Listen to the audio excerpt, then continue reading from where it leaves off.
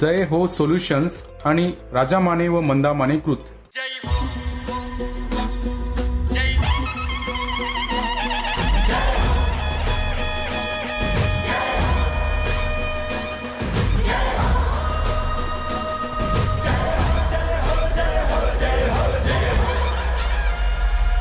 महाराष्ट्राचा तू जागर हो, निर्मितीचा तू सागर हो, भुकेल्याची तू भाकर हो, दुःखितांची तू पुंकर हो. लढण्याची, जिंकण्याची, आरंभाची, अंताची, टाकलेल्या पावलांची, जागलेल्या रातींची, राखलेल्या संयमाची, मोडलेल्या चौकटींची, साऱ्यांची तू जय हो.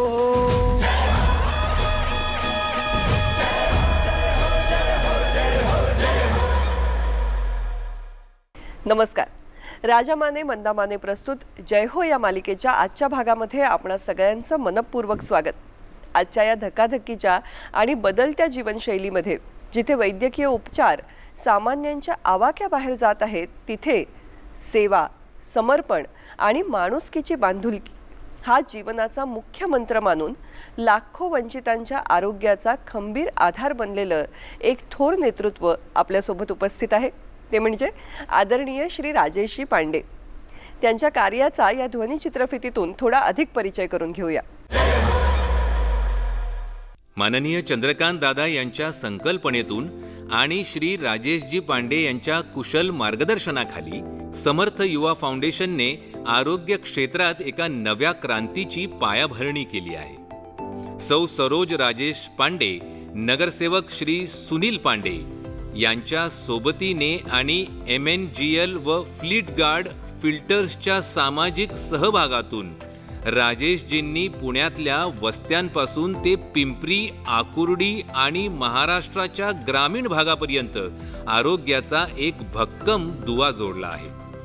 या फाउंडेशनच्या माध्यमातून 1500हून अधिक मोफत फिरत्या दवाखान्यांचे यशस्वी आयोजन करण्यात आलं, ज्यातून 5 लाखाहून अधिक नागरिकांच्या रक्त, BP, शुगर आणि CBC तपासण्या पूर्ण झाल्या.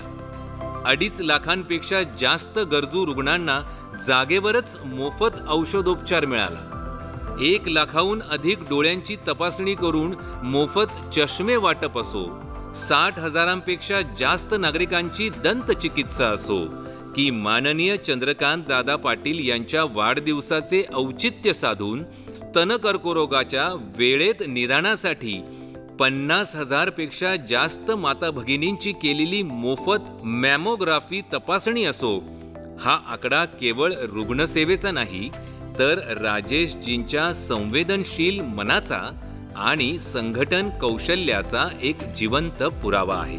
इतकेच नव्हे, तर माऊली आणि तुकोबांच्या पाऊल खुणांवर चालत आरोग्याची वारी आळंदीच्या दारी आणि आरोग्याची वारी आपल्या दारी या अभियानाअंतर्गत वारीच्या मार्गावर 72 निशुल्क वैद्यकीय शिबिरे लावून तब्बल 50,000हून अधिक वारकरी बांधवांची सेवा करण्याचे परम भाग्य ज्यांच्या नेतृत्वात फाउंडेशनला लाभले, त्या राजेशजींचा जीवन प्रवास थक्क करणारा आहे. राजेशजी, आपलं मनपूर्वक स्वागत कार्यक्रमात. नमस्कार. तुमच्याशी संवाद साधायला खूप उत्सुक आहोत, कारण अशा पद्धतीने जी संतांची शिकवण आहे निष्काम सेवेची, ती आजच्या काळामध्ये वैद्यकीय क्षेत्रामध्ये इतक्या मोठ्या प्रमाणावर आपण राबवत आहे. तर याची मुळात सुरुवात कशी झाली? आपल्या समर्थ युवा फाउंडेशनची सुरुवात कशी झाली? असं आहे, तसं तर गेली 44 वर्ष सामाजिक जीवनात आहे, चळवळीत आहे.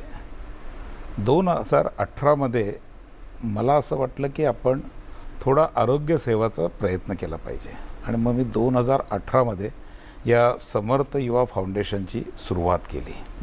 आणि समर्थ युवा हा त्याचा एका अर्थाने बेस आहे. त्या अर्थाने बरोबर, म्हणजे त्याचा बेस असा आहे की सक्षम युवा समर्थ भारत. हे देशाचा युवा सक्षम असेल तर देश समर्थ होईल, ही त्याचं बेस आहे त्याच्या. आणि त्यामुळे काही तरुणांना घेऊन मी हा प्रकल्प सुरू केला. आणि मला असं वाटलं की ही सगळ्यात मोठी सेवा आहे आरोग्याची, आणि याची आवश्यकताही खूप आहे. आणि मग मला असं वाटलं की आपण आता ते करू आणि त्यातनं खरं याची सुरुवात झाली आहे सगळ्याच्यात. आता तुम्ही ज्या तरुण फौजेविषयी म्हटलं तुमच्याबरोबर असणाऱ्या, तर ही कशी मंडळी जोडली गेली तुमच्यावर? मला असं वाटतं की आपण ते म्हणतो ना, योजक असतं हा दुर्लभा. कोणीतरी पुढाकार घेतणारा लागत असतो. बरोबर. करणाऱ्यांची फौज मोठी असते सगळ्याच्यातले. आणि त्यामुळे काही जणांना आवाहन केलं की आपण या उपक्रमामध्ये सहभागी व्हा. आणि एक चांगली टीम, जवळजवळ 30-35 जणांची टीम या सगळ्या विषयामध्ये काम करायला लागली. आणि आव्हानाला इतका चांगला प्रतिसाद दिला आणि अत्यंत समर्पित भावनेने हे सगळे काम करतात.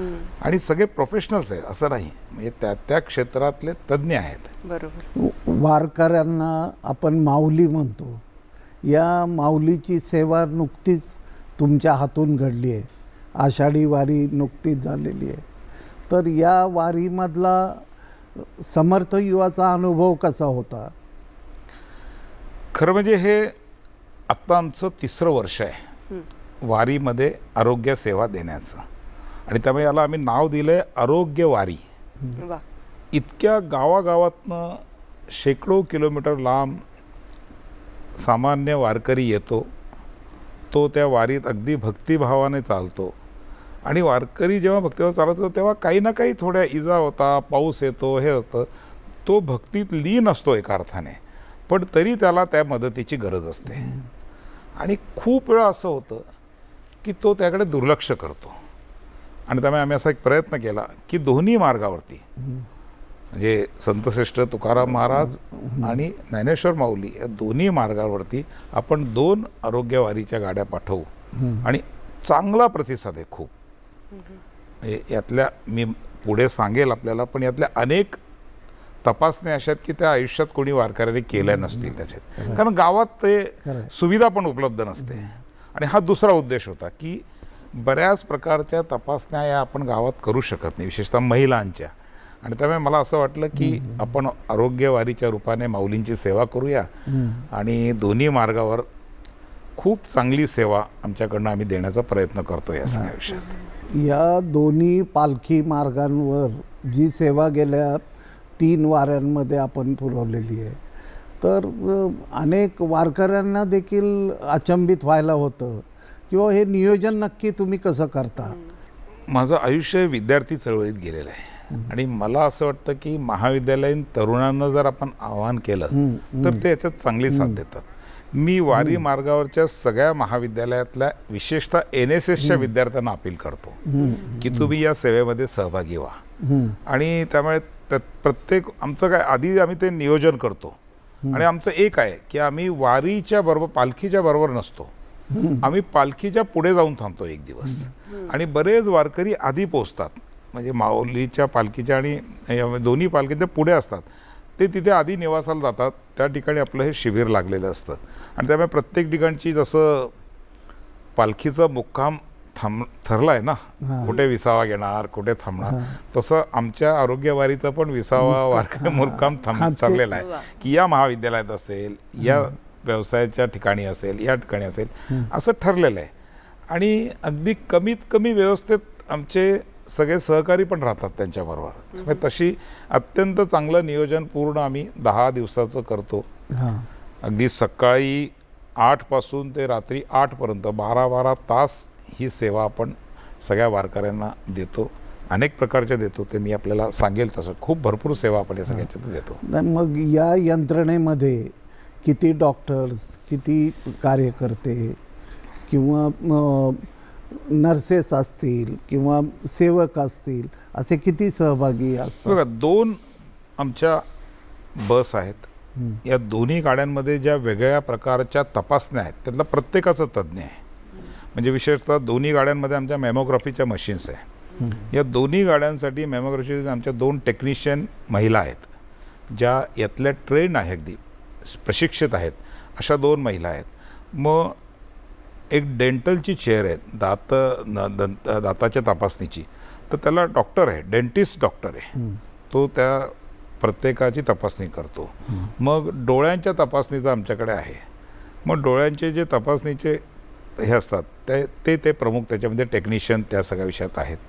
सगळ्यांना चष्मे द्यायला एक एक्सपर्ट तिथे असतो. ते डोळे तपासल्यानंतर त्यांना चष्मा दिला पाहिजे, तसे चष्मे देणारे आमच्याकडे सुद्धा. आणि रक्तगट तपासणी सगळी पूर्णपणे, कोलेस्ट्रॉल बघतो, ब्लड ग्रुप बघतो, सगळ्या गोष्टी. तर यासाठी एक सगळ्या पॅरामेडिकलमधली एक मुलींची चांगली टीम, प्रत्येक गाडीला 5-6 जणींची, जे BP चेक करतात, शुगर चेक करतात, मग नंतर ब्लड घेतात, मग रक्त घेतल्यानंतर त्याची तपासणी करतात. तिथेच आम्ही एक लॅब आहे आमची आत बसमध्ये, तिथेच लगेच तो रिपोर्ट तयार करतात. मग पुढे काही क्लरिकल लोक आहे, हे सगळे प्रत्येकाचा फॉर्म करून घेणं. आता आम्ही त्याला पूर्ण ऑनलाईन केलेलं आहे. आलेल्या वारकऱ्याचं नाव लिहायचं, मोबाईल लिहायचं आणि त्याला पुढे पाठवायचं.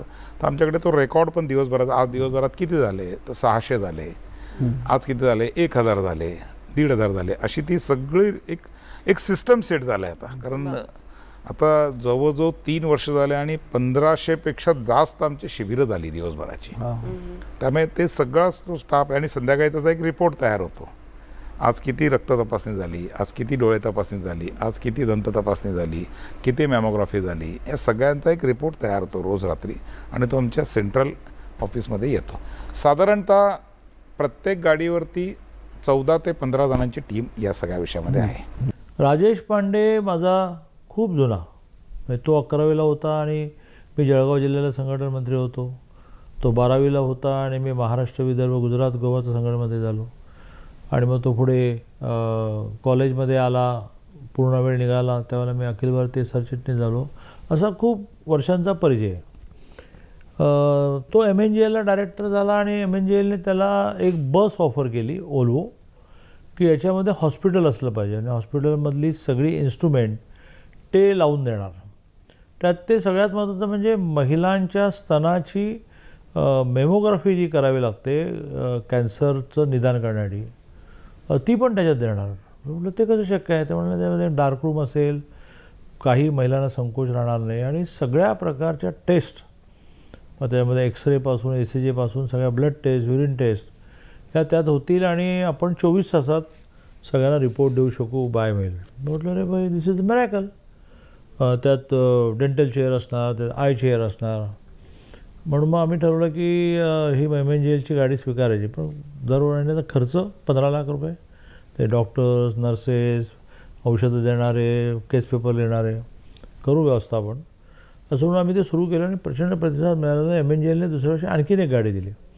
आता ह्या 2 गाड्या म्हणून गेल्या काही वर्षात 6.25 लाख टेस्ट झाल्या, आणि 2 लाखापेक्षा जास्त लोकांनी याचा उपयोग घेतला. वारीमध्ये ह्या दोन्ही गाड्या लागतात. वारीच्या मुक्कामाला गाड्या येतात, लोक रांगा लावतात, ब्लड टेस्ट करून घेतात, डोळे तपासतात, चष्मा लावून घेतात, चष्मा मोफत, मी त्या चष्म्याचे फ्रेमचे पैसे घ्यायचे नाही.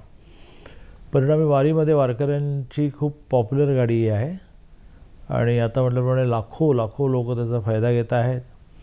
MNGL आणि आणखीन काही संस्थांची ऑफर आहे की अजून एक 3री गाडी आम्ही देतो, कारण खूप वेळाला ग्रामीण भागामध्ये ती गाडी मागतात. शहरामध्ये कॅम्प लागलेले असतात, ते कॅम्प सफर होतात. तर असं एक खूप मोठं काम हे राजेश पांडे करत आहेत. त्यांनी एक ट्रस्ट केला आहे, समर्थ युवा फाउंडेशन. आता काही जणांशी बोलून वर्षभराचे खर्च समर्थ युवा फाउंडेशनला मिळावेल असा माझा प्रयत्न आहे. पुढची स्टेप म्हणून मी त्याला असं म्हटलं की बा आता डॉक्टर त्यात असायला पाहिजे, कारण गरीब माणूस मोफत टेस्ट करून मिळतात म्हणून येतो, पण त्या टेस्टचा रिपोर्ट दाखवायला डॉक्टरकडे जात नाही. डॉक्टरकडे कोणता जायला पैसे कोण देणार? मग मी त्याला असं म्हटलं की ते रिपोर्ट घेऊन तिथेच त्याला डॉक्टर मिळाला पाहिजे, तिथेच औषधं, तिथेच इंजेक्शन, 1 रुपया घ्यायचं नाही. मेमोग्राफीचा तर इतका फायदा झाला की महिला मुळात घाबरतात, संकोच करतात. घराजवळ गाडी लागली की 3-4 जणी म्हणून येतात, आणि खूप मोठं प्रमाण कॅन्सरचं लक्षात आलं. वेळेत आपल्या मेमोग्राफीमुळे आयडेंटिफाय झालं, त्याचे वेळेत उपचार सुरू झाले. आणि त्यामुळे खूप मोठं पुण्याचं काम राजेश पांडे करत आहेत. त्याची टीम आहे चांगली मोठी. हे काम लोकांसमोर आलं पाहिजे, ते मुंबई दूरदर्शनने केलं. जय हो कार्यक्रमातून राजाभाऊ मानेने या सगळ्यांना प्लॅटफॉर्म मिळवून दिलेला आहे. मी त्यांना असं म्हणेन की तुमच्या लक्षात येत नाही की तुम्ही केवढं मोठं काम करतात. ही माणसं काही कोणी प्रसिद्धी द्यावी यासाठी काम नाही करत, पण ती प्रसिद्धी देणाऱ्याने देत जावे, घेणाऱ्याने घेत जावे, एके दिवशी देणाऱ्याचे हात घ्यावे, अशी जी देणाऱ्याचे हात म्हणजे देणाऱ्याची वृत्ती घेण्याचा समाजामध्ये संस्कार जो रुजला पाहिजे, त्यासाठी कामं माहिती तर पाहिजे की काय काय चाललं आहे. आणि त्यामुळे राजाभाऊंना हे माहिती नाही की एक केवढं मोठं काम करतायत. वर्षानुवर्ष या संस्था काम करतात. कोणी त्यांना वर्तमानपत्रात प्रसिद्धी आणि ते प्रसिद्धीचे काम पण करतं. पण त्या प्रसिद्धीचा उपयोगी आहे, यांना आर्थिक सपोर्टसाठी उपयोग आहे आणि लोकांमध्ये ही वृत्ती निर्माण होण्यासाठी सुद्धा उपयोग आहे. वेगवेगळ्या आरोग्याच्या समस्यांविषयीच्या तपासण्या आपण करतो. यात कदाचित कोणी गंभीर रुग्णही आपल्याला दिसत असतील किंवा ज्यांना पुढे मदतीची गरज आहे असं कोणी लक्षात येत असेल, तर या संदर्भात मग काय केलं जातं? हे बघा, मला नेहमी असं वाटतं, म्हणजे आपणच सगळं काही नाही आहोत, पण आपण ही सेवा सुरू केल्याचा तुम्हाला एक छोटंसं उदाहरण सांगतो फक्त. जरूर. जवळजवळ मेमोग्राफीमध्ये आम्ही आत्तापर्यंत 70,000 महिलांचं चेकअप केलं आहे आमच्या गाडीवरती. जवळजवळ 1500-1550 कॅम्प झाले दिवसभराचे पूर्ण पुणे जिल्ह्यामध्ये, वारीशिवाय. म्हणजे वर्षभर चालतो हा आमचा प्रकल्प. म्हणजे अभिमान नाही सांगायचा, पण या 70,000 महिलांमध्ये जवळजवळ 1800 महिला पॉझिटिव्ह यातनं दिसले. मग आम्हाला काय वाटतं की किमान आपण या महिलांना अर्ली डिटेक्शन करून दिलं, किमान माहिती पडलं. नाहीतर ब्रेस्ट कॅन्सर तर खूप लेट लक्षात येतं. त्यांना ते केल्यानंतर म्हणजे आमच्या चंद्रकांत दादांचा हा आग्रह खूप असतो. मुळात या सगळ्या प्रकल्पाला चंद्रकांत दादांचा प्रचंड आशीर्वाद आहे, प्रचंड मदत आहे. जिथे कमी तिथे दादा, अशा प्रकारची त्यांची ती तयारी आहे. आणि दादांचा आग्रह होता की आपण त्यांना सोडायचं नाही. त्यांना पुढे आपण 2-3 हॉस्पिटल आम्ही कनेक्ट केले आहे. आता वारीतले असे येणाऱ्या पेशंटना आम्ही फक्त माहिती देतो, त्यांचं गांभीर्य त्यांना सांगतो की तुम्ही याची काळजी घ्या, त्यांचा नंबर घेतो, त्यांच्या कुटुंबांनाही कळवण्याचा प्रयत्न करतो की या पद्धतीने लक्षात आलं आहे. कारण असं आहे, मेमोग्राफी बाहेर करायची तर 4,000 रुपये खर्च येतो किमान.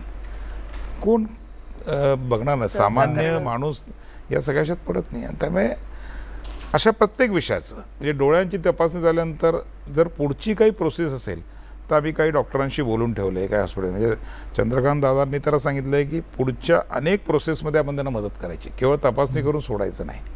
दातांचं असेल तर तिथे आम्ही कमीत कमी गोष्टी करतो, पण पुढची काही असेल म्हणजे रूट कॅनॉल करायचं असेल तर त्यासाठी आम्ही त्यांना कनेक्ट करून देतो. अशा आमच्या 3-4 हॉस्पिटलशी त्या ठिकाणी टायप आहेत आणि त्या सगळ्या ह्याच्यातनं हे उपक्रम आम्ही पुढे चालवतो.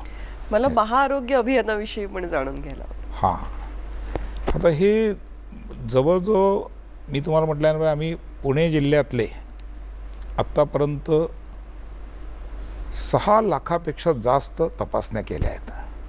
6 आणि लाख. ज्याला नंबर ऑफ पेशंट म्हणजे रुग्णांची संख्या जर म्हटली तर ती 2.25 लाखपेक्षा जास्त झाली.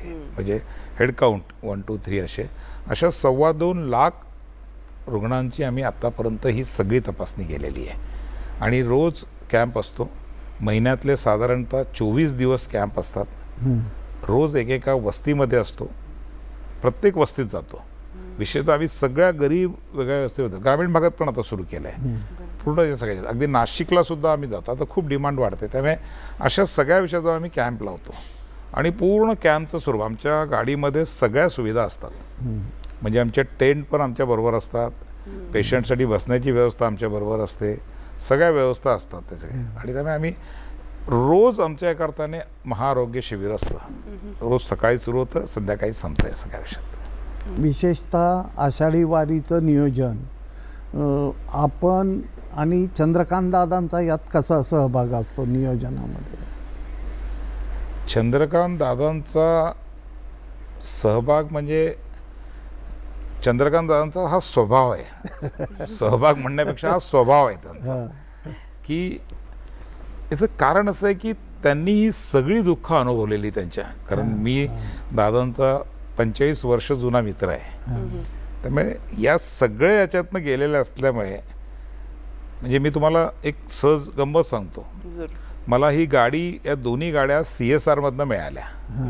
महाराष्ट्र नॅचरल गॅस लिमिटेड म्हणून एक मोठी कंपनी आहे, त्या कंपनीला मी प्रपोजल दिलं आणि त्यांनी मला या गाड्या दिल्या. आता गाड्या आल्यानंतर मी दादांकडे गेलो. दादा म्हटलं मला अशी CSRमधनं गाडी मिळाली आहे. मग दादांनी ती सगळी गाडी बघितली. मग दादांनी गाडी बघितल्यानंतर ते म्हणलं आता कसं चालवणार याला. म्हटलं दादा ते आता खर्च तर घ्यायला लागेल ना मिनिमम सगळ्याकडनं. ते म्हणजे नाही, 1 रुपया कोणाकडनं घ्यायचा नाही, हा खर्च आपण उभा करू आणि सगळ्या रुग्णांना मोफत तपासणी करायची. अगदी वारीमध्ये सुद्धा अनेक गोष्टी द्यायच्या. मग चष्मे द्यायचे असेल मोफत द्यायचे, चष्मे पैसे नाही घ्यायचे, आपण उभा करू. आणि जेव्हा आपण समाजात असं काही चांगलं करतो तर देणारे खूप असतात असे. आणि मग त्यातनं आम्हाला CSR मिळायला लागला या कामासाठी. जेव्हा आम्ही लोकांना हे समजून सांगितलं तर लोकांनी आम्हाला CSR दिलं. त्यामुळे दादांमुळे हे एका अर्थाने ही प्रेरणा मिळाली की आपण हे लोकांना मोफत सेवा दिली पाहिजे. आणि मग जिथे कमी पडेल ते आम्ही आहोत, काय काळजी करायची नाही, पण तू ही मोफत सेवा दे असं दादांनी सांगितलं. तो त्यांचा एक स्वभाव आहे. म्हणजे प्रत्येकाला, आणि हा एक प्रकल्प झाला, असे अनेक प्रकल्प आहेत. हो. मला एक महिला म्हणून कुतूहल आहे, कारण महिलांचं आरोग्य ही थोडीशी दुर्लक्षणीय बाब आहे आपल्याकडे. आणि अनेकदा महिला स्वतःही दुर्लक्ष करतात कारण त्यांना कुटुंबाच्या जबाबदाऱ्या आणि या सगळ्यामुळे. तर मॅमोग्राफी करावी किंवा स्तनाच्या कर्करोगाविषयीचं एक जागरण करावं, हा विचार कसा काय? मुळात तुम्हाला मी माझा अनुभव सांगतो की आत्ताही महिला गाडीवर आल्यावरती तपासणी करायला तयार नसतात. ती जागरूकताही नाही आहे. मी मध्ये एका मेडिकल रिपोर्टमध्ये वाचलं होतं की प्रत्येक महिलेने वयाच्या 40 नंतर मेमोग्राफी केली पाहिजे. मग मला असं वाटलं की प्रत्येक महिला कुठे मेमोग्राफी करणार हो, कुठे त्यांना ह्या टेस्ट करायला मिळणार सगळ्याच्यात. आणि मी मग अशी म्हटल्याप्रमाणे पुन्हा त्याचा खर्च 4-5 हजार रुपये आहे. आणि पुन्हा कोणाला काही वाटल्यावर करणार ना, न वाटतं तर कोणीच काही करत नाही या सगळ्याच्यात. म्हणजे आमच्या घरातल्या पण जवळचे पण अनेक किस्से आपण ऐकतो, आपल्या जवळचे मित्रपरिवाराचे किस्से आहे, तो करत नाही. म्हणून मला असं वाटलं की बाकी तर लोक तपासण्या करतात, आरोग्य रक्त तपासतात, हे तपासतात, चष्मेही देतात, सगळ्या गोष्टी करतात, पण ह्या प्रकारची करणे. आणि म्हणून मग मी आमच्या बसमधलं मॅमोग्राफीचं मशीनसुद्धा जगातलं एक चांगलं मशीन आहे, अगदी one of the best machine अशा अर्थाने आहे, अद्ययावत मशीन आहे सगळ्याच्यात. आणि मला असं वाटलं की हे करावं आपण. म्हणजे बाकी तर सगळ्या गोष्टी लोक देतात, त्यामुळे मी त्याला प्रायोरिटी दिली आहे. या कॅन्सर म्हणजे अनेक प्रकारचे तपासण्या करतो. ओरल कॅन्सरची पण आम्ही तपासणी करतो, बाकी पण करतो, आम्ही एक्सरे पण काढतो, पण या तपासणीला आम्ही त्यातनं जास्त महत्त्व दिलं. आणि मी तुम्हाला मगाशी म्हटल्यावर की आज 70,000 महिलांच्या तपासणी आम्ही करू शकलो या सगळ्या विषयामध्ये. सगळ्याच्या वारीच्या निमित्तानं जी मोहीम असते त्या मोहिमेला आणखी नवी दिशा कशा पद्धतीनं द्यावी असं तुम्हाला वाटतं? नाही, मनात खूप गोष्टी आहे. हे आमच्या मनात यावर्षी पण असं होतं की वारकऱ्यांना खूप थकतात, त्यांच्या पायाची मॉलिश आपण करू शकतो का. आणि खरं म्हणजे चंद्रकांत दादांनी तो आग्रह केला होता आम्हाला की राजेश, प्रत्येक गाडीबरोबर एक 10 लोकांचा एक स्टाफ आपण लोकांच्या वारकऱ्यांचं मसाज करण्यासाठी, मालिश, पायाची मालिश करण्यासाठी देऊ सगळ्यात. आणि खूप लोक करतात, अनेक फिजिओथेरपी कॉलेज अनेक प्रकारचे. मी मग दादांना म्हटलं दादा, फिजिओथेरपी कॉलेज आता मोठ्या प्रमाणात करायला लागले आणि आपल्या माननीय मुख्यमंत्र्यांनी पण आता त्याची एक विशेष अभियान सुरू केलेलं आहे. जवळजवळ लाखो वारकऱ्यांचं ते पायाची मसाज करण्याचा कार्यक्रम चालतो. तर अशा अनेक गोष्टी करता येतील का. किंवा अगदी एक गाडी, खूप झालं दिवसभरात आम्ही 1000-1500 लोकांची तपासणी करू शकतो दोन्ही वारीमध्ये. आपण अजून लोकांची केली पाहिजे, कारण रांग लागलेली असते बाहेर बघणार आहे ते करण्यात. खूप लोकांना वाटतं की आपली तपासणी आता, आणि आता काय खूप लोकांना सवय झाली आहे की गाडी येणार आहे, आपण वारीमध्ये वर्षातून एकदा आपली तपासणी करून घेऊ. म्हणजे एका वारकऱ्याने सांगितलं, माझं 3रं वर्ष आहे, तुमची गाडी येते मला माहिती असतं, मी इथे सगळं चेकअप करून जातो जाताना, वर्षभर फिट राहतो. त्यामुळे याची आवश्यकता तर खूप आहे, म्हणजे मोठ्या प्रमाणात केलं पाहिजे. आपण माननीय चंद्रकांतदादा पाटील यांच्या नेतृत्व गुणांचा उल्लेख अनेकदा या आपल्या वक्तव्यामध्ये केला आणि तुम्ही त्यांचे अनेक वर्षाचे सहकारी आहात, मित्र आहात. तर त्यांच्याकडून कोणते गुण आत्मसात करावे असं तुम्हाला वाटतं? अगदी एका वाक्यात सांगायचं तर 80% समाजकारण आणि 20% राजकारण.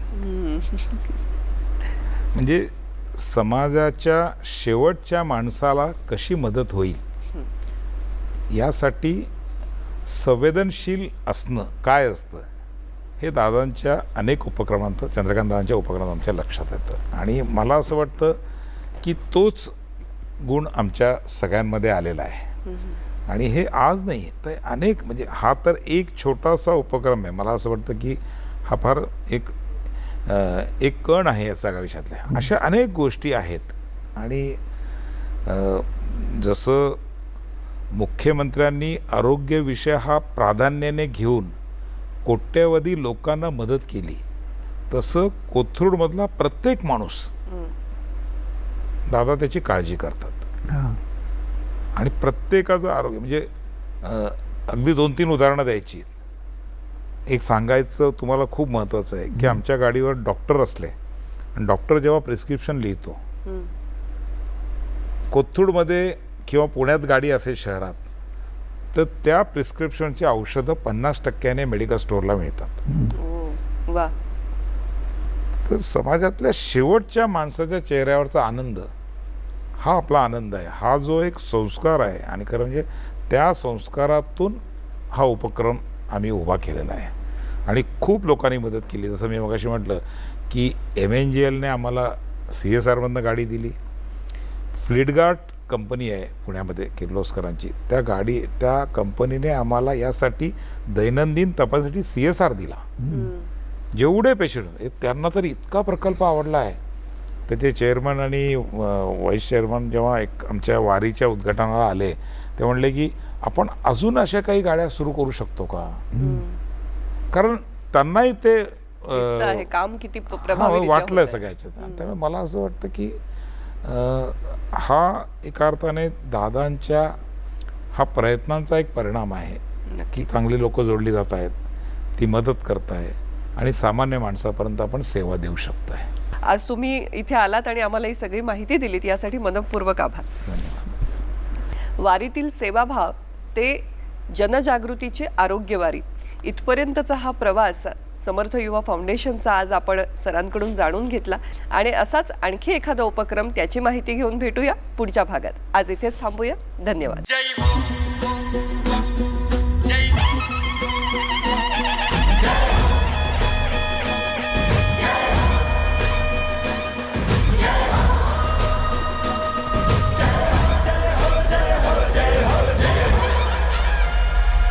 महाराष्ट्राचा तू जागर हो, निर्मितीचा तू सागर हो, भुकेल्याची तू भाकर हो, दुःखितांची तू पुंकर हो. लढण्याची, जिंकण्याची, आरंभाची, अंताची, टाकलेल्या पावलांची, जागलेल्या रातींची, राखलेल्या संयमाची, मोडलेल्या चौकटींची, साऱ्यांची तू जय हो.